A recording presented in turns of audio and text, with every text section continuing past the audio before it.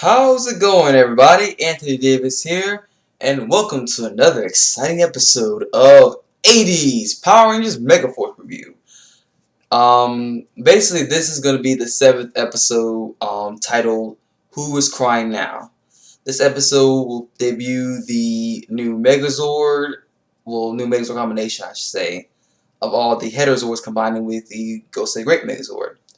Um, and one general actually ends up being destroyed in this episode.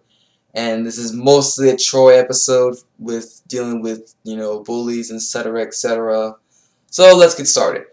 So it's the beginning of the episode, and there apparently there's some bullies, and they're bullies in the school, I guess. And these are not the Bulk and Skull type, bullies. They actually are pretty much bullies. Like they mess with people. People like afraid to be around them. They give that vibe that we should not mess with these guys type of vibe. Meanwhile, Noah and Emma are, they're just talking about stuff or whatever, and they see that the bullies are messing with Troy. Now, with Troy, as the, I shouldn't say like he's like he's well, the way he actually portrayed himself in this episode was good, but it was also bad too. But the acting was actually good up until like later on when he started like being all like tone, like having that that plain tone that he always does. Um, he was being messed with. They're calling him fresh meat and blah blah blah, and Troy's all like in that serious look, like take a good look. You see any tears? Yeah. I ain't afraid your bitch ass. He ain't saying nothing like that, but it came off like that. But I did. There was some pretty decent acting in that part. But then it just goes downhill from there, from him continuing on. And the one thing I'm really surprised about, and what is up with all these kid looking actors? I mean, if you guys remember in Harvard Discord, we saw this kid with the boombox, and I'm thinking to myself, like, okay, seriously, Savant, nobody uses boomboxes anymore. This is the year 2013. Make updates. Have them have iPods or something like that. They just don't have the headphones or something like that. I mean, he's like the writing staff really just acts like it's old school, and that's not what we want. We want updates. Yes, it's a new generation. People are gonna be like, oh, we like the old stuff. No, you can have new stuff in new series. Like, you can't like that would be like having like I guess I should make like a Power Rangers reference or something. That would be like Vita being a DJ with those old record players. Like those record players that people used to listen to back in the early '60s and stuff. It just doesn't look right. It's like why would you use that? And I'm just thinking to myself, and the kid that was getting bullied in this episode too, he had like this thing he had like a bug or something like that, and the bullies were like messing with him or whatever. The kid looked like he was about 14, so it's like, okay, how was he in high school? There are only 3 deductions from this reason why there's like a child in this in high school. He's probably either very very smart. The PR writers do not know about much about acting, and yes, my middle finger's up, but it's not meant to be like fuck you to the episode of it. I just have it up for some reason. And lastly, they just don't know. I just don't know. But anyway, so they're really picking on this kid like real bad. They're like, I think the kid about to cry too, because they're like, damn, they picking this kid for real. And then Troy steps in, he grabs the bully's arm, and he's all like, he portrayed one of the most dullest acting lines I've ever heard in my life.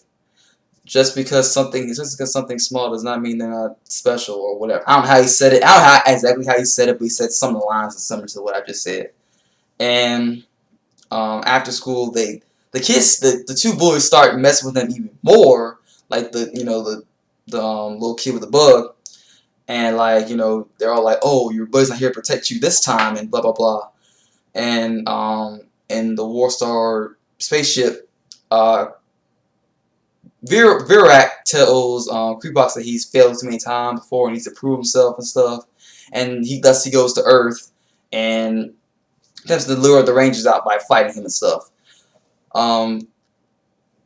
Prebox ends up running into the two bullies and he attacks them, but then the kid, the little short kid, the one that was getting picked on, he attempts to actually confront them, and he's all like, leave him alone, and he trades the same line Troy said to the bullies and stuff like that, and he's all like, are you gonna stop me and blah blah blah, the usual Prebox way of talking. Like, it's just like, for some reason, it's like the voices for the monster just seem to the bar just for the voices seem to go down even more. I mean, yes, I understand it's a kids show, but you can still sound intimidating, but also be, you can also be good for the, it's also not as, it's not intimidating enough for the kids. You know what I mean? I just think like, they parents really need to stop blaming television. If something is scary, then of course, it's not gonna be like, oh my god, it's like super scary. They want to see real scary. Watch some real horror movies like rated R, where like guts and blood are just like spouting out people's guts and demons and all that other stuff. You know what I mean? Like, there are worse things out there than deep voices or intimidating looking monsters and stuff like that. There are worse things out there in this world. Trust me. And having the monsters sound, not like this and that's not intimidating to me. I don't know. Just because I'm not a kid anymore does not mean like I can't enjoy PR. You know what I mean? Like, it's fandom. It's been fandom for years. There are convention centers where people are dressed up as Power Rangers and stuff like that, and they're like in their fucking. There are people actually older than me like selecting Power Rangers. So that says a lot. But I'm not really like a hardcore fan. I do know much about every season because I watch every season. So, I'm not gonna be like this Power Ranger expert. But if I do, if you do ask me questions about PR, and I'll try to answer them the best way I can. Moving on. Anyway, so Jake and Gia come in and they fight Creepox and stuff like that, and Jake delivers some pretty good lines, like you're just going down just like the bully and stuff like that, and then they get beat by Creepox and he's powered down and stuff like that. The reason why Creepox is not wearing his little armor thing, like he usually does in the Warstar, is because actually this episode in Ghost Sages was actually the episode that debuted before Ghost at Night appeared. Well, not only Ghost at Night, but also Yumiju Beast come in, which means that the Warstar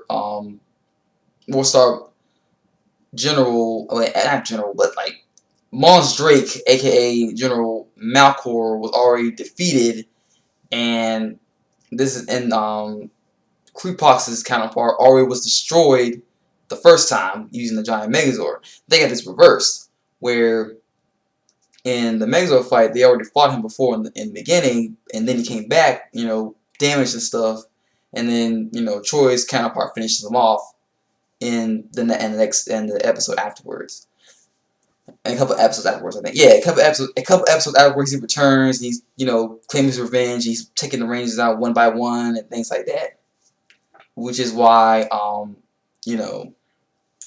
why Emma doesn't fight Creepox till like after all the Rangers have, are all together. And then Gosei, like I have my doubts about Gosei. Gosei to me is not a very good mentor whatsoever. I thought Mentor G was a bad mentor, but oh my freaking god, like Gosei takes the cake. He basically he doesn't even tell them exactly where the location is. He should know this. If he has 5 different monitors in his command center, he should be able to find out where Jake and Emma, Jake and Gia are located, even when they're powered down.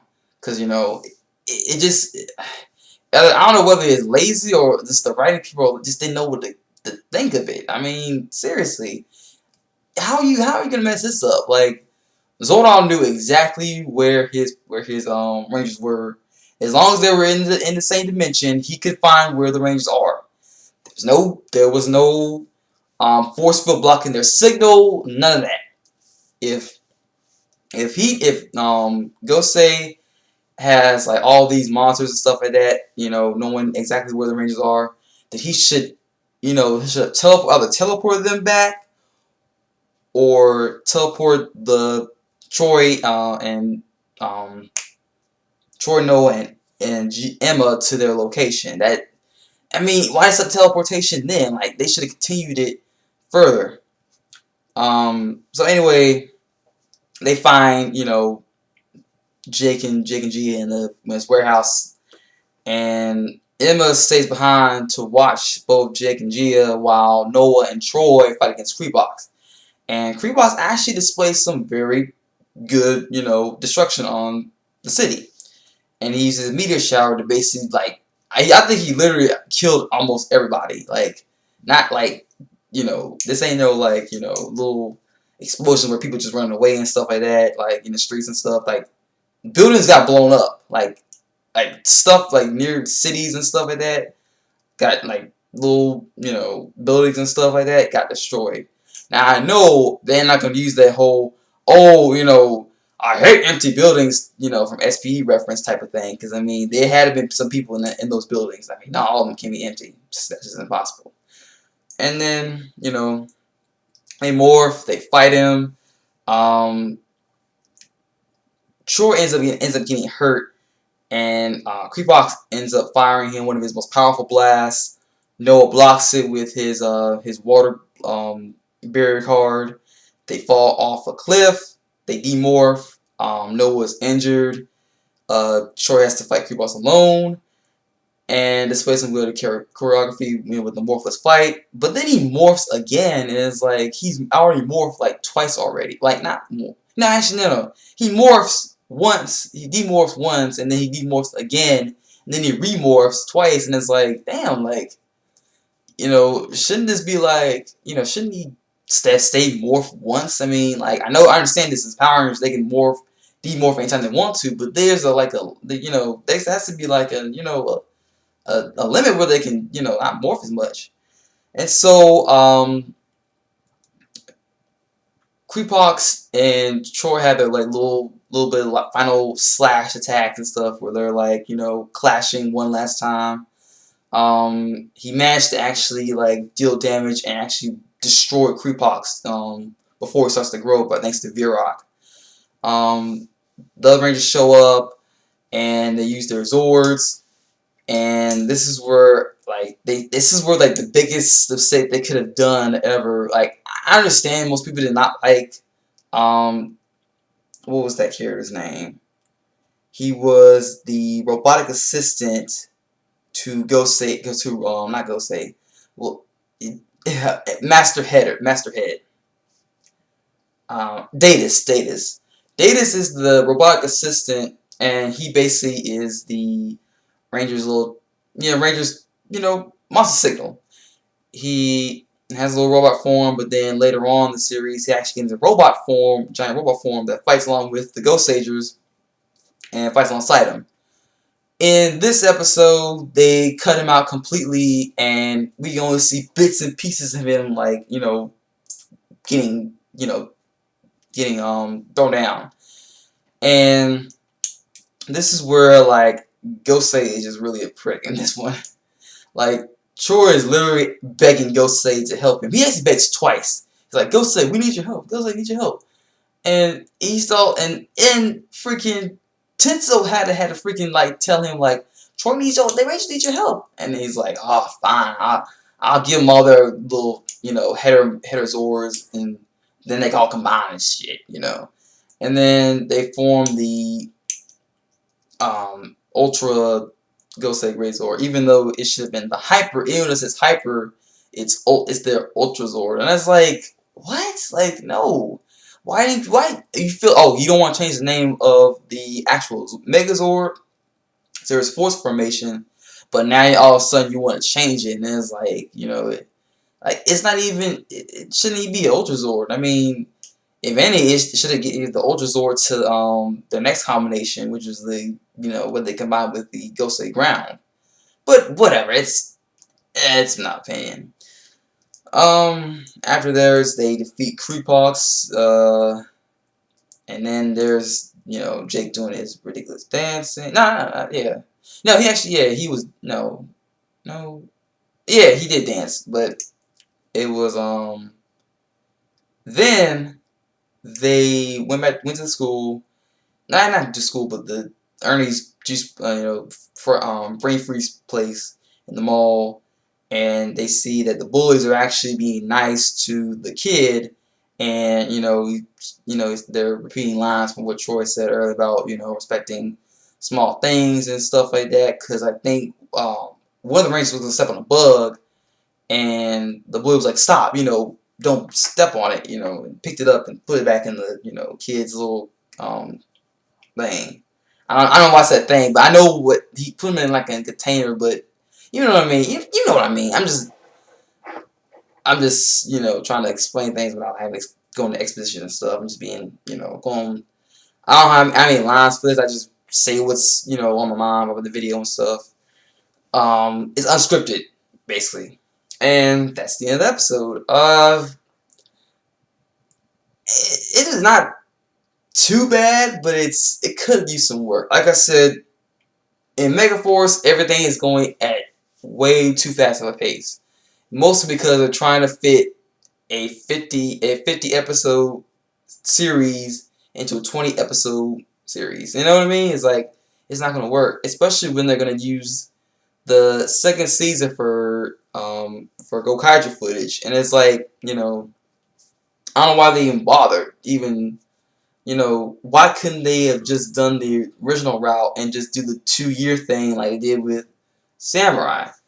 And then they would have had their ultra forms then, or you know what I mean? Like, I don't like I just don't like how they did it. Like, they could have done a different way. And now I heard that they're gonna, like, well, actually it's confirmed now.